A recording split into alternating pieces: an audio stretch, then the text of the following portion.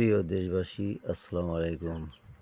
বাড়ির আঙিনায় নিজের গাছের লিচু অনেক ভালো হয়েছে, অনেক মিষ্টি সুস্বাদ খেতে। নিজের গাছের লিচু নিজেই পারলাম, অনেক ভালো লাগছে। মানুষকেও দিছি ইনশাল্লাহ।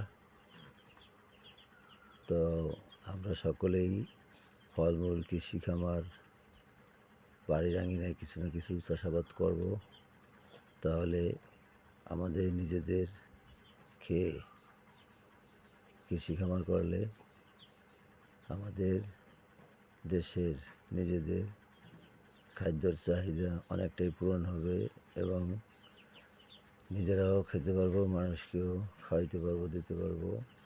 তাছাড়া সবচেয়ে বড় কথা হলো যে নিজেদের হাতের জিনিস, গাছের জিনিস খেতে স্বাদই অন্যরকম, মানুষকে দিতেও একটা আনন্দ লাগে।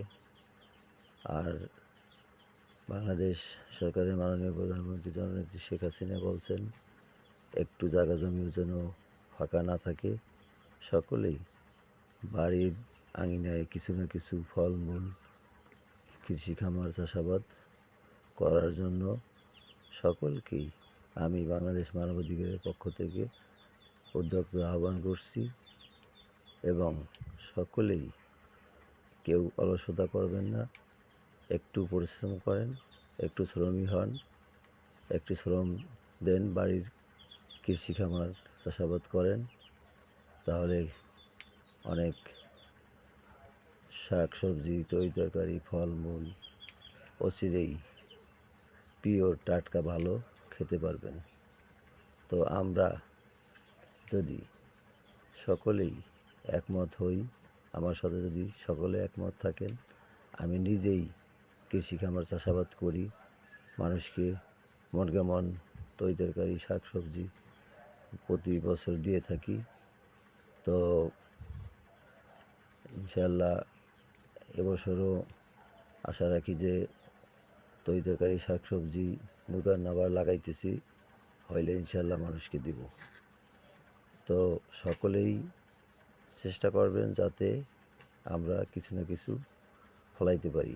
আমরা বাজার থেকে যে সমস্ত তরকারি শাক সবজি ফলমূল কিনা খাই, এগুলি ফরমালিন ভেজাল, এবং নিজেদের এরকম ভেজাল মুক্ত জিনিস ন্যাচারাল, এটা আমরা কিন্তু যদি একটু কষ্ট করি, ভেজাল মুক্ত জিনিস আমরা খেতে পারবো।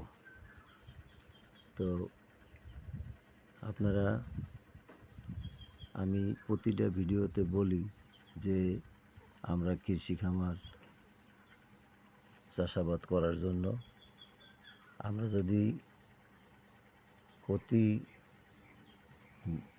মাসে বা প্রতি বছরে সিজনে যে সমস্ত তরকারি শাকসবজি আমাদের হয়ে থাকে, আমরা যদি এগুলির পাশে একটু সময় দেই, বেশি সময় দেওয়া লাগে না, তাতে আমরা পিওর টাটকা শাকসবজি খেতে পারবো।